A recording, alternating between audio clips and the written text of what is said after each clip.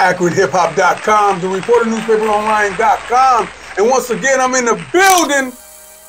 Speaking about the building, I'm here with the lovely, very beautiful, I'm gonna make up a word, arthuristics, okay? I'm here with the lovely Cynthia Roberts. She is a Lee. Last name is Lee. You better represent the better half. You know what I'm saying? Listen, man, this thing is great. Her book is off the hook. It is really a must-read. And she's from Blackburn, Ohio. I'm going to say it again. This book is a necessary must-read. It's taboo, spicy for the ladies as well. And it is informative about what you can and cannot do when it comes to true love and everything, right? So listen, if you like to promote you and your style or whatever the hell you're about, please give us a call at area code 330-937-2632. The number again is area code 330-937-2632. And you too can be sitting right up here to promote your style to the community. Sister girl. Yes. This book is off the meat rack. I mean, listen, man. First off, let's tell everybody your name. If I chopped it up, let everybody know your name. And my name is Cynthia Roberts Lee. Miss Lee. Yes. I'm gonna do that. Okay. So you're a married woman. I'm a married woman, happily married. Black love. Black love, Maybe all the way. Say it and don't delay it and everything. Okay. So black love is basically responsible for this book. Let's talk about a little bit about yourself before we go in deep with the book and everything. What you used to do? What you CO? What the hell? Oh no, that's a bad word to us. Okay, you're a deputy sheriff. I'm a deputy sheriff, which is equivalent to a police officer. You know, so no corrections, but I did have corrections training. So a deputy sheriff, you worked in the county. I mean, yes, county jail. You worked. Oh, you're a jailer. Yeah. Well, yeah. Okay. That's what I started off at. But then the latter part of my career, I was doing transport. Okay, so we're going to leave that right there. Tell somebody, as an author, how long have you been writing, and what inspired you to be a writer? Well, I never really aspired to be a writer. It just kind of landed on my lap.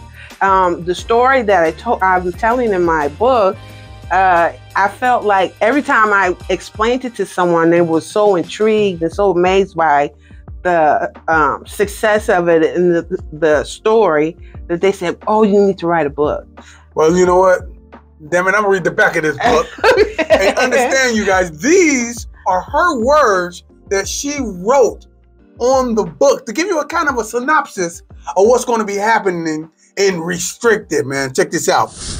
When Deputy Sheriff Cynthia Roberts first started working at the local jail, the last thing she plans to find is love. Struggling to get over a series of broken relationships, her life changes the moment she locked eyes with Ralph, an inmate serving time behind bars, with nothing but odds stacked against them, where their love proved to be sent from heaven or bound for hell. In Restricted, author Cynthia Lee shares an exciting and raw true story that may just change everything you've ever thought about love, forgiveness, redemption, and faith. Filled with seemingly a never-ending twists and turns. This tale urges you to never judge a book by its damn cover. Absolutely. Okay? Absolutely. This book right here is called Restricted, right? And it's off the hook. It's basically it's called A Journey of Romance, Relapse, and Redemption. Restricted. Now, I'm going to just break it down. This book is about you, Miss Arthur Lady, finding, as a deputy, finding love behind bars with the person that made you Miss Lee. Exactly. The happiest woman of my life. So let's just go there. Let's just go there. Let's just go there. God dang, now, we hear that you can't do that. Yeah. Now, was you nervous? Well, yeah, it's unusual. Okay. It was done because it happened. That's my story. But it's so unique in a way. I'm not advocating people go out there, or women specifically. Okay. I'm not advocating going out there, finding a man that's behind bars. That's just my journey. And that's what happened for me, you know. But there are men and women, black and white, that are incarcerated wrongfully. You know, there's some that need to be there. Right. And then there's some that go and they do their time and they come out and they do something with their life and they become productive citizens. And that last scenario is what my husband did. Okay, well, let's go into it. Listen, so you there in jail working. Mm-hmm. You see Brother Ralph in jail serving, about to serve some serious time, okay? You meet him, and I'm just going to talk to you like I'm your girlfriend, okay? Mm-hmm, mm-hmm. So you see him, you say, dang, he looks pretty nice. I mean, how'd that go? Well, when you first saw him? This is the funny part. I always like a man in uniform, okay? Speak on that metaphor. We're talking about that. Right. I love a man in uniform, but I never thought it would be an orange uniform. Never thought. Hey, wait, before we even go further, tell me that, hit me with that metaphor that you was talking about the uniform between you and him. Oh, we both wear uniforms. When I walk into that facility and I'm on that unit with those inmates, we both have uniforms on. But that doesn't make or break who we are. That doesn't define who we are. That doesn't say that this is, because you're supposed to be innocent until proven guilty. Right. And in a jail facility, you're going through your trials, you're going through your pre-trials, you're going through your hearings and stuff like that. So you're innocent until proven guilty. Or you go sit before you're sent to prison or something like that. Yes, okay, absolutely. Okay. And our jobs there is just to make sure that their welfare is taken care of, that basic necessities are taken care of. So you saying the dope thing is that y'all both wear uniforms, but you said they come off. They both come off. That's dope. Let's go back to that. And just like my book, you can look at my book and your first perception of it might be that, oh, it's about somebody locked up, but it's much more. It's much more. It's your story. Yes, my story. It's your story and your ultimate glory. Absolutely. Let's talk about it, man. So you say you saw Brother Ralph and you said, okay, he got a uniform or he looked nice. Take me there like I'm a Okay, so we were on units. There's units. That's all I'm going to say. There's units, and I had seen them across the way, you know. And I had been an employee there about 3 years prior. So, you know, nothing really intrigued me. Nothing caught my eye or anything. So I remember he was in the classroom time. He was making a phone call. And I had to make a phone call as well. So I stepped inside the classroom. And this might sound a little corny, but we locked eyes. And it was just like, oh my gosh. Wow. You felt that? I felt it. But prior to that, I had prayed for somebody. You know, I had prayed because my upbringing, my mother and father was there. You know, I wanted that for myself. I was a single mother. So I wanted that family unit for myself. But I prayed to God and I said, I'm going to leave it in your hands. Because, you know, it's hard waiting in God's waiting room. You ever go to the ER and be like, oh, I've been here hours and hours. It's hard waiting in God's waiting room because you want to take things out of his hands, you know, and work them the way you want to work them. But I had told myself, maybe months prior to this, the next person that you show me, God revealed it to me. And when I seen my husband and I seen Ralph, when we locked eyes, I was just like, wow. It was. Did y'all start talking immediately right there? No, it had to be like maybe another month before he ended up on the same unit that I was supervising in that very pod. Okay. Mm-hmm. And what was the conversations like? Did you like, hey man, I've been checking you out since I first saw you? No, it was, and that was another thing because you get that, you know, you females can work on male units, but it's the other way around again. So you get that if you're only female working and you working amongst a lot of men, you know, okay. You get those invitations like, hey, you know, how you doing? When I get out of here, can we talk? You know, never impressed me. Never, you know, because I was like, no, I can't do that. So let's fast forward to the point where did he get sent away? Did he? No, he ended up being there for 3 months. Okay. And the first time he finally came downstairs because he stayed up in the cell the whole morning. And I had to have some type of communication with him to make sure he was okay. So after that, once he came down, we started conversating from there. But it was not no sly kind of swag, kind of, hey, baby kind of thing. It was not. It was very intelligent conversation. So you said it was taboo. Some people think it's taboo. First off, let's talk about why people think it's taboo, and then we're going to talk about why you don't think you looked at it as taboo. Let's go there. Well, I have people that have been incarcerated in my family, so I never judge a person. You know that my perception of a person might be different than the next person. And I believe that God is a God of second chances, you know, and he was worth saving to me, you know, through the interaction and the conversation. Was it taboo though? Everybody else think that's taboo. And let's talk about why people think it's taboo. You know what? I think you have to follow your heart, you know. In society, it looks taboo and everything, right, but you have to follow your heart. And within the constraints of the law, you know, still can't do anything outside of the law. Well, I mean, it was law preventing you guys from being together? Or y'all was there? Or, well, it was sort of more like unheard of. You know, you have somebody in law enforcement, then you have somebody that's incarcerated. But what he was actually back for, he originally got sentenced to 17 years. Mm-hmm. And there was some discrepancy in his sentencing. So he came back to get that done. And he did all his work. He did all his legal work. And when he went back to court, he ended up getting like 7 years taken off. Okay, so let me ask you a question. I mean, I'm trying to go there. Is it lawful to date somebody that's in jail and you were a sheriff deputy? I think no. Okay, that's the taboo part. Mm-hmm. Is you're not, far as on the books, you're not supposed to fraternize absolutely with the inmates. Mm-hmm. But how did you get around that fear, knowing that you was falling in love with somebody that's supposed to have been off limits? How you? Well, I went back and forth and everything, but I always stayed within the parameters of my job. I never did anything to violate my job and my job responsibility.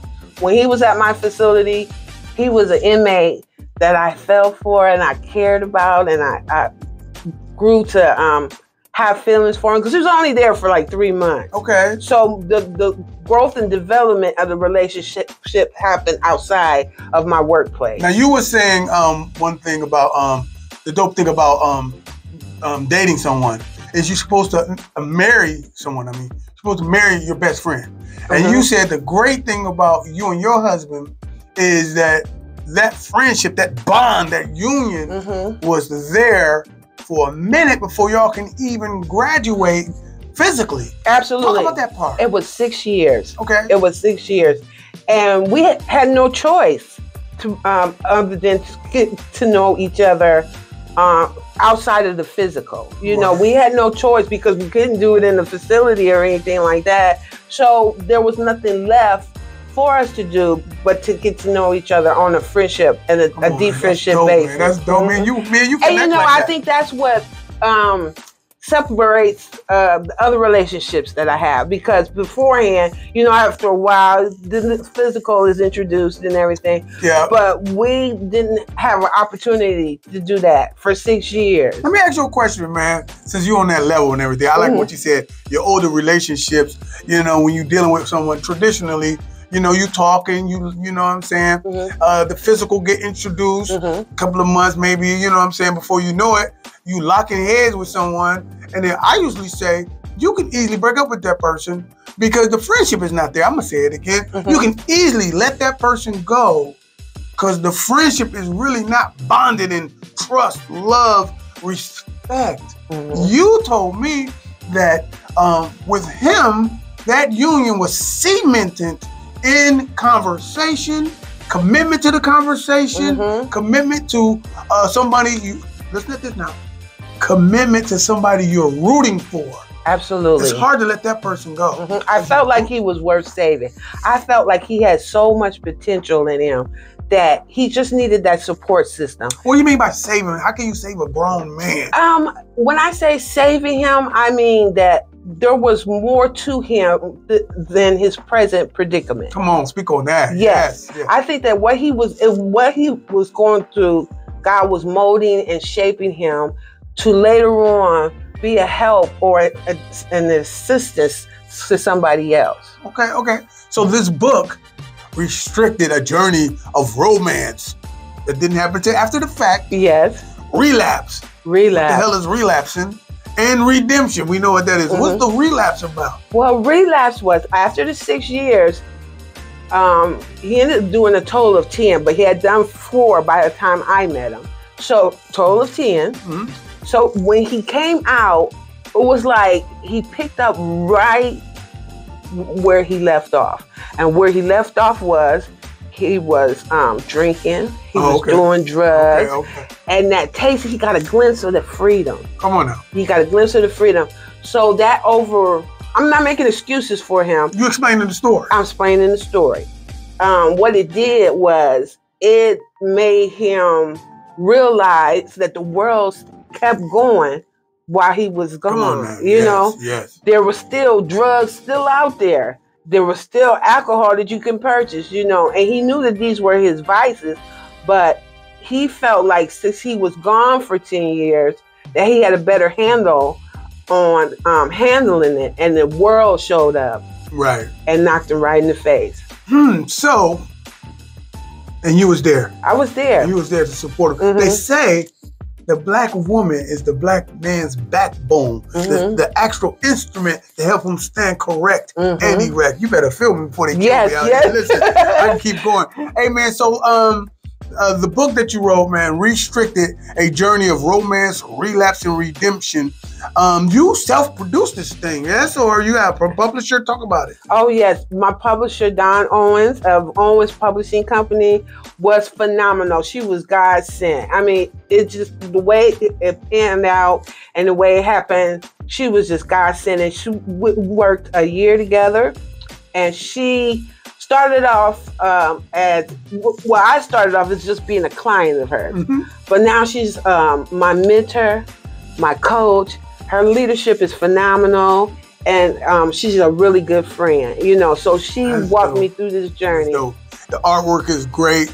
The story is great. It's everything, ladies and gentlemen. It's everything you can expect from a book of this caliber. Yes, it's written from someone that walks the Blackburn, Ohio streets. Yes. But it's something that should be on New York Times bestseller. It got the grit, it got the steaminess, it got the taboo, it got everything that's going to keep you locked and loaded. It's a good read. It's something you need to be doing. We advocate people are reading, and we advocate that you read this book, Restricted, by Cynthia Roberts Lee. Hey, listen, tell somebody where you can pick up this book. You can go to www.authorcynthialee.com and then you can purchase it right there. Can you go anywhere in Akron, Ohio and pick it up? Yes, you can go to 2 Live Music and purchase the book. 2 Live Superstore. That's right. Hey man, that's the big ups to 2 Live Superstore for always supporting the local artist and the local business person. Anything that you need that's from Akron, Ohio, you can go there and pick it up. Matter of fact, make sure you give Norma a call at area code 330-869-2104. That number again is 330-869-2104. That number been the same for eons. And speaking up for the very beautiful, very lovely, very Arthuristic, okay, for Cynthia Roberts Lee, the Reporter newspaper, and AkronHipHop.com. I am your brother Hiram Hakeem. Y'all better feel me before they kill me, y'all. Peace.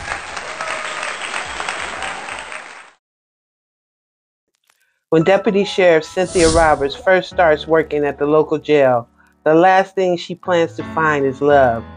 Struggling to get over a series of broken relationships, her life changes the moment she locks eyes with Ralph, an inmate serving time behind bars. With nothing but odds stacked against them, will their love prove to be sent from heaven or bound for hell? In Restricted, author Cynthia Lee shares an exciting and raw true story that may just change everything you've ever thought about love, forgiveness, redemption, and faith. Filled with seemingly never-ending twists and turns, this is a tale that urges you to never judge a book by its cover.